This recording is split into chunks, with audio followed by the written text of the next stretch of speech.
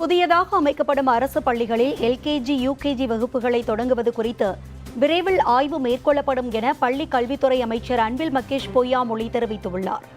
திராவிட model அரசில் முதலமைச்சர் மு.க.ஸ்டாலின் ஒவ்வொரு துறையிலும் என்னென்ன தேவைகள் என்பதை பார்த்து உடனடியாக செய்து கொண்டிருப்பதாக கூறினார்.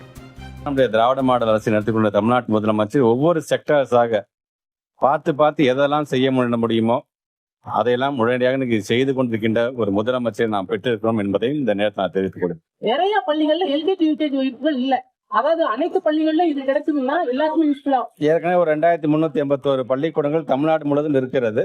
இது இல்லாமல் ஆங்காங்கே சில டீச்சர்ஸ் அவங்களே ஓன் இன்ட்ரெஸ்ட்ல இந்த எல்கேஜி யூகேஜி அங்கங்க நடத்திங்கன்னா அதுதான் ஃபீடர் கேட்டகரி.